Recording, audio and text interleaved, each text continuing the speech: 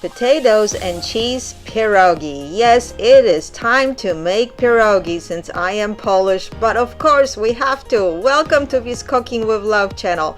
Can you tell me how we can get creative with those? They are just dumplings. Pierogis are a variation of a dumpling. Supposedly, actually, they were brought to Europe all the way from Asia, and I'm sure you are familiar with something like this, aren't you? Goody goody. And all over the Europe, everybody, I feel like, came up with their own version. You have raviolis, tortellinis, and guess what? In Spain, actually, they are empanadas, and from there they made it their way to Americas, and that version is just baked. They were brought to Spain by Moors that they occupied Spain in 1500 for about 100 years. So here you have the empanadas, and you can make them as many different ways, probably as many different ways you can make the Polish pierogis. And one pierogi, no, one pieróg, multiple pierogi. How about that? So here you see I have some sizzling or not, depends how you want to serve them. This is just a one variation I'll walk you through, of course, and we are doing a pierogi marathon.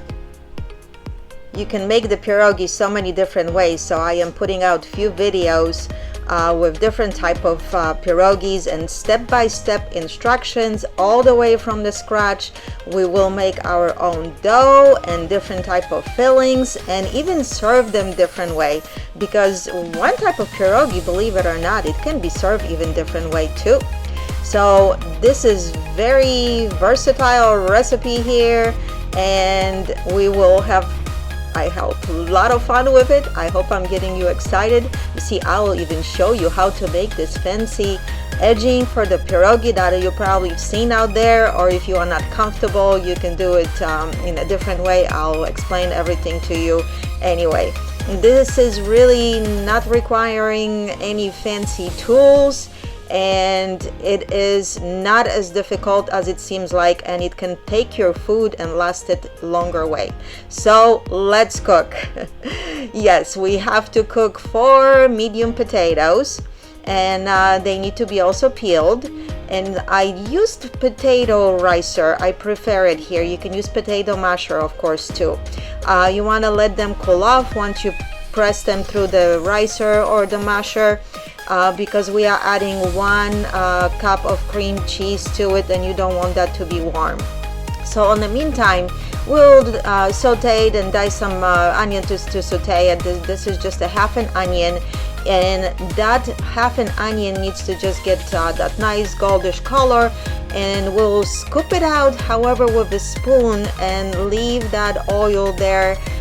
You can use oil, you can use butter, and we are only using that for the filling. When using additional onion for serving, I'll point that out to you as well. So you see our cheese went through a ricer too. I think it's a little bit fluffier that way. You can use even meat grinder to press the potatoes and cheese through it, but if you don't have it, just mix them well together so they don't have any lumps. The potatoes especially, I highly recommend to press through something that they get a little bit airier and easier to mix. And we are using here just that onion for the filling. You can add the chives, however, too. If you don't like so much of an onion taste, you can totally skip that or use chives. They are a little bit more delicate if you chop them, but I'll walk you how I made it. We will add a little bit of salt and pepper to it, and that's all. You really don't need additional spices here. Maybe about a half a teaspoon of each. I'm using later bacon to serve it with. I know, yeah, I did. So I didn't use too much of a salt. If you're not, maybe you want to add slightly little bit more of the salt to the filling itself. So we are ready to make our dough. The flour, it helps if it's sifted. I used about 4 cups of flour, at least here, maybe slightly more, because additional half you keep it for additional dusting. So there is about 3.5 cups of flour here in it. It is unbleached, the regular flour.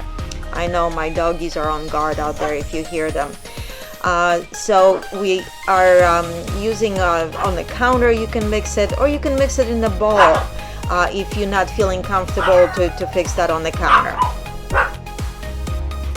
I always use my board. It's not really on the counter because I make dough all the time, so I have that set always on hand. And you see, it's only 1 egg. You can even skip the egg here. I kind of like it for the color, so I'm using 1 egg, a little bit of pinch of salt, and a couple of tablespoons of grapeseed oil. You can use avocado oil, or you can even use butter. Some kind of fatty consistency here. And for that amount of flour, start with about 1.25 cups, maybe 1.5 cups of warm water. Make sure this is a nice and warm water. And we are not pouring all the water at once. You will be adding a little bit and mixing as you go, because if you are working on a flat surface, if the water finds a little hole on you, yeah, gravity, you know how it works, it will be running down all over the place. So just using your fingertips, we are working like a little mud pies almost in the middle here. And you're starting off with that indentation to put everything in that flour, and keep adding water a little at a time, like I said, to mix it all in until almost all water is added to it. I would probably go to about 1.25 cups or so, and then if you need more, add the rest. Even if the flour by itself it's too much, you can just add water and mix that flour, what's left on the board or on your counter, on the surface that you are working with. This is really not difficult. I've made so much dough. I'm doing this on a little bit slower for you, so you kind of have it step by step, but I would normally even add more water to it as I go. And again, if you don't feel comfortable with it, you can even use your food processor. The next recipe, I'll show you how I did it using food processor to make the dough.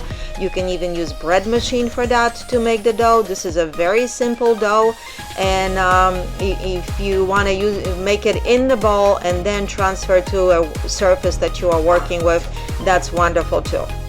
So you see, our whole water is pretty much incorporated here, and from that point, you will be starting to use both of your hands to incorporate the flour. The middle was probably very loose, but it wasn't to the point that it can run down on you. And that dough needs to get worked out a little bit. It does come together very fast. This is not baking a bread and kneading that dough for that 45 minutes to have the right consistency. This is very quick coming together.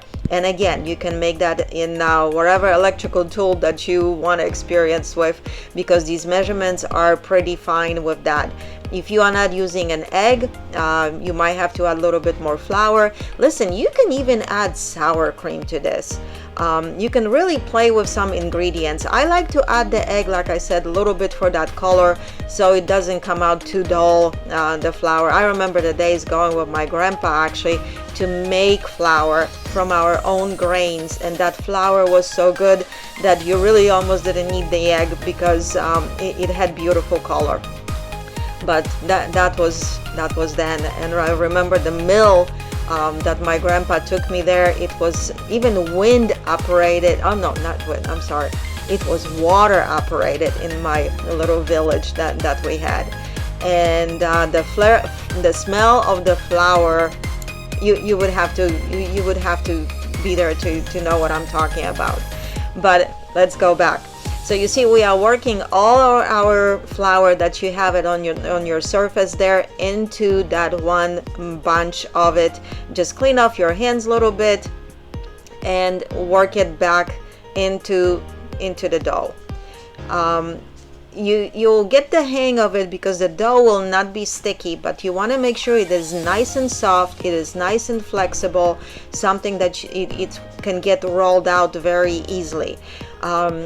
Believe me, with time, this is a little bit of one of those dishes that practice makes perfect. But I think when we are kids, we are not scared to jump into something like this, and sometimes when we grow up, we are scared.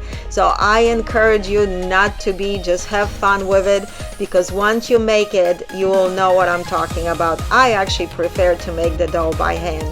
I have all these fancy mechanical things, and I get the better feel of it, and I know that my dough is good for exactly where I need to be consistency wise.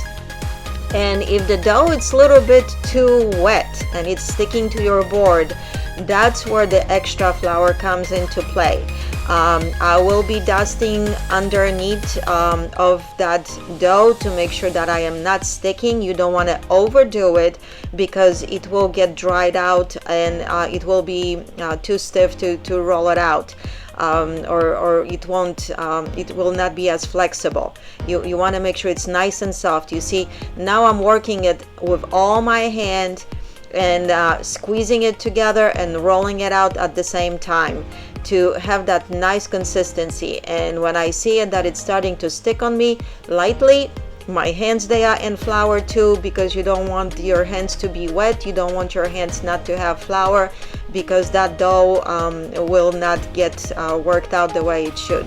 So if you have any questions, please let me know. I've been making pierogi since I was a little girl. I've been making a dough probably not farther from that. I must have been, I don't know, 7-8 years old when my grandma and grandma were all sitting making pierogis, and they taught me how to. Once the dough is ready, you just want to cover it up with something, either plastic wrap or a ball or a kitchen towel.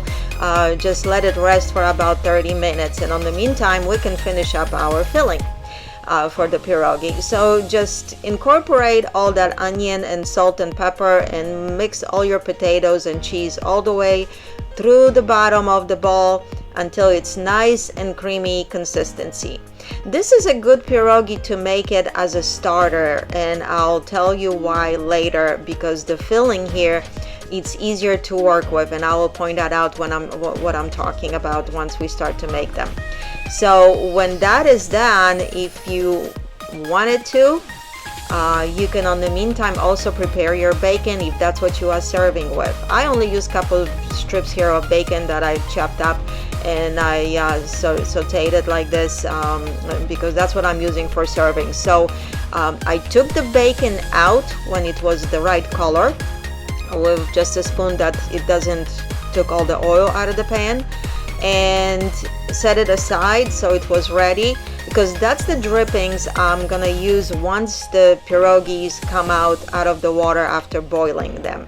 So that's something I did ahead of time, because that way once they are come out of water, you can either reheat them that way, or you can serve them with that.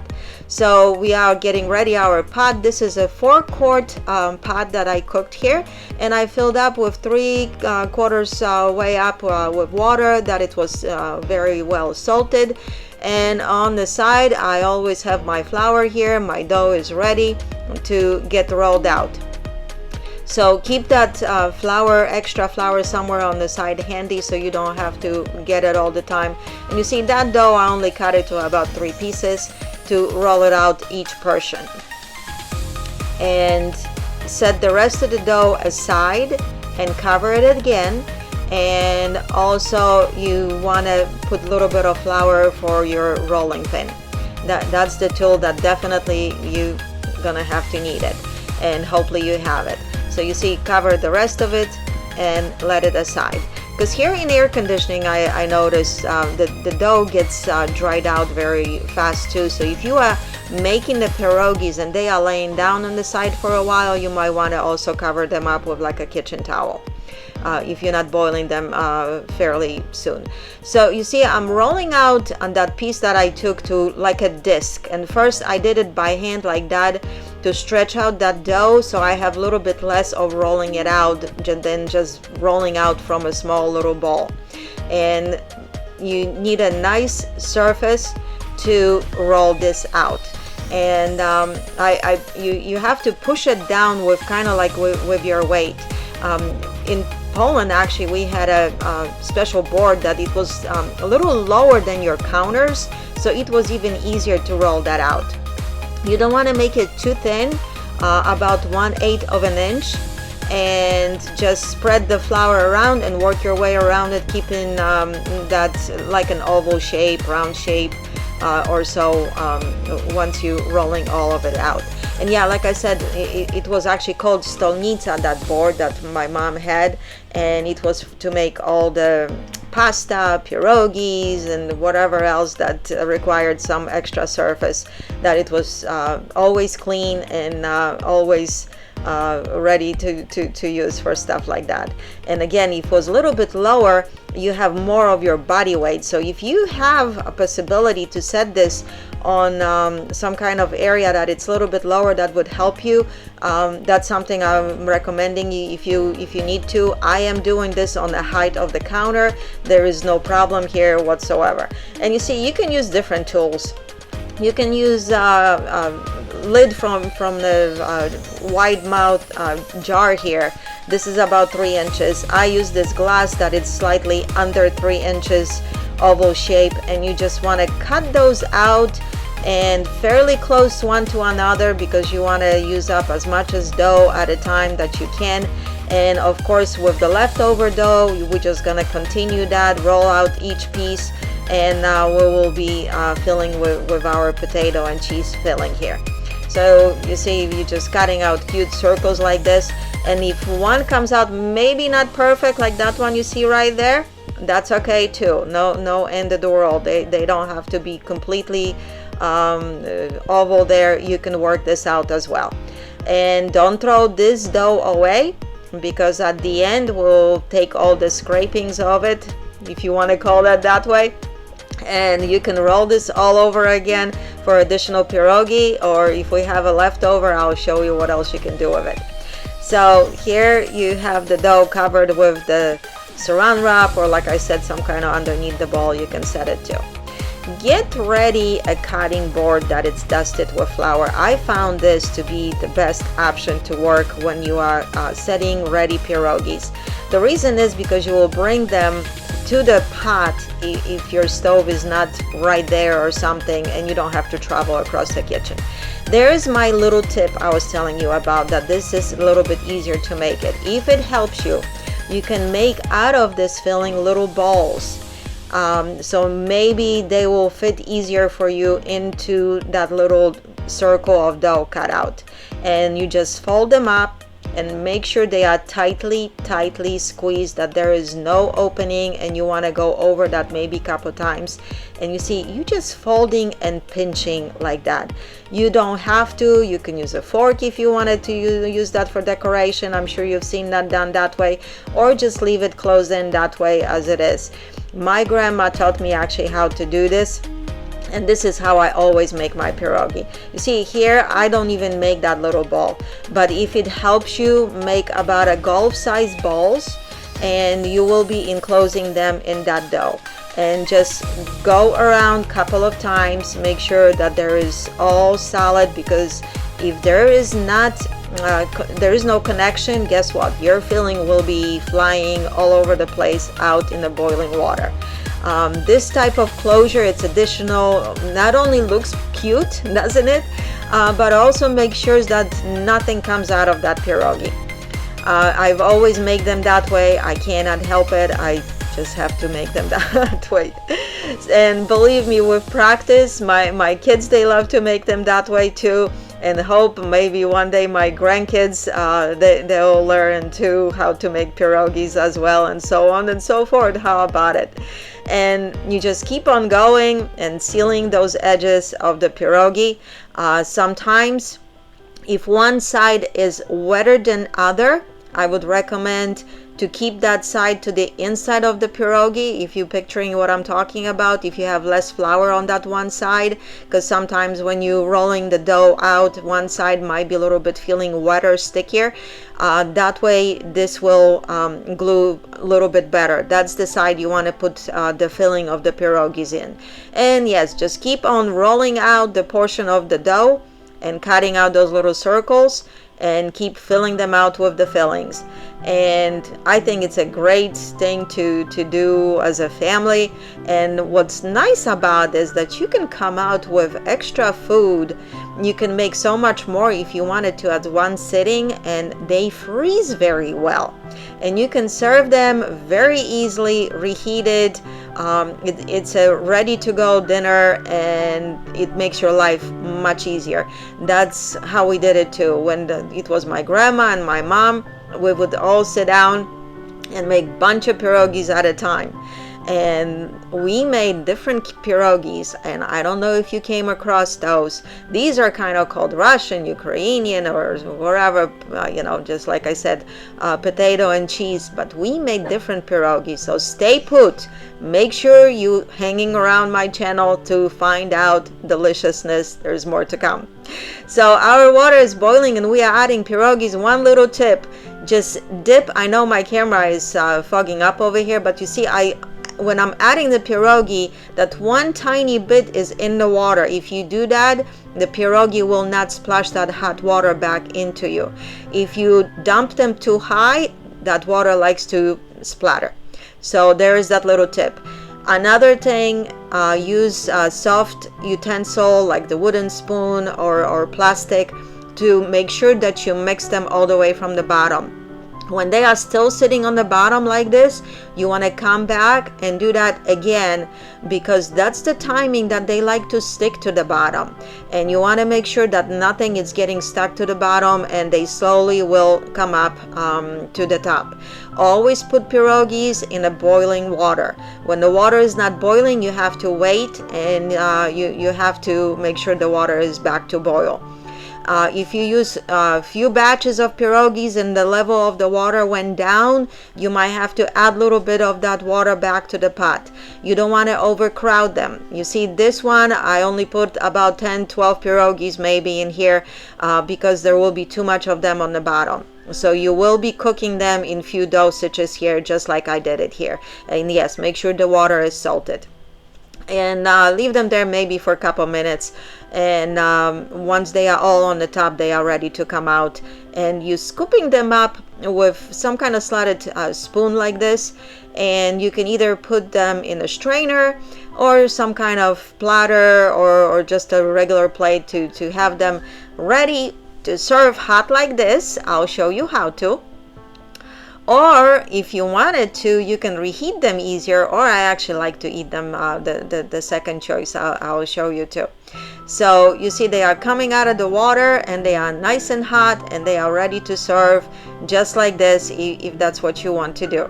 But of course, this is just one of the batches. You have to keep on continuing. So either make them all at once and cook them all at once, but like I said, the ones that you made first, you might want to cover with some kind of towel so they don't dry up too much, and keep on doing it. Or just cook the batches that you made. So if you made 10 pierogis, just put them in the water and cook them, and go back to making pierogis all over again.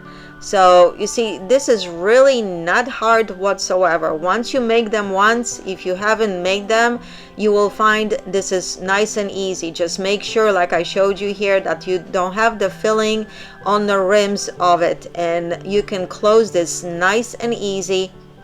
And the filling, if it gets in between the dough, it will not let you close it. And this is very important. Like I said, you just want to make sure that there is no filling touching there, and you are ready, and pierogis are nice and closed.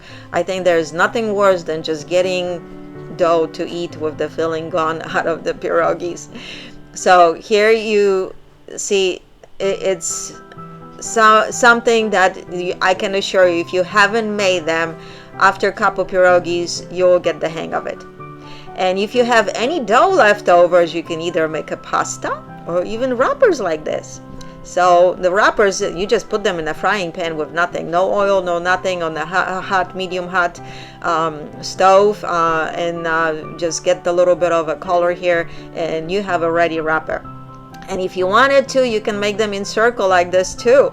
My mom always made few of those. It was, I don't know, like a piece of sunshine on the plate. I always thought, isn't it cute? You can get creative at how you even serving them. So you see, when they are hot, you can either serve them with the sour cream on the side with some chives, just like that, and they are ready to eat. Or you can also serve them with being nicely toasted with the bacon drippings.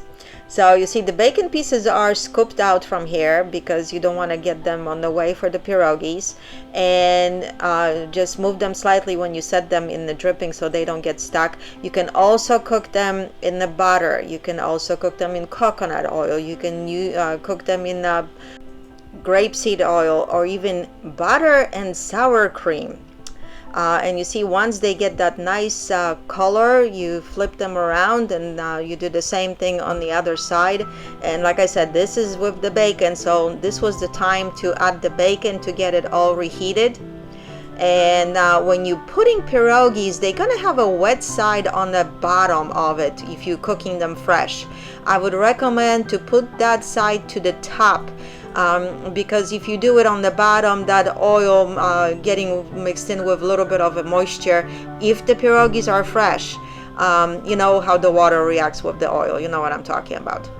So that's the only tip that I would additionally give you here. So you see, here you have two different ways of getting this served. You can also cook them with the onion without the bacon.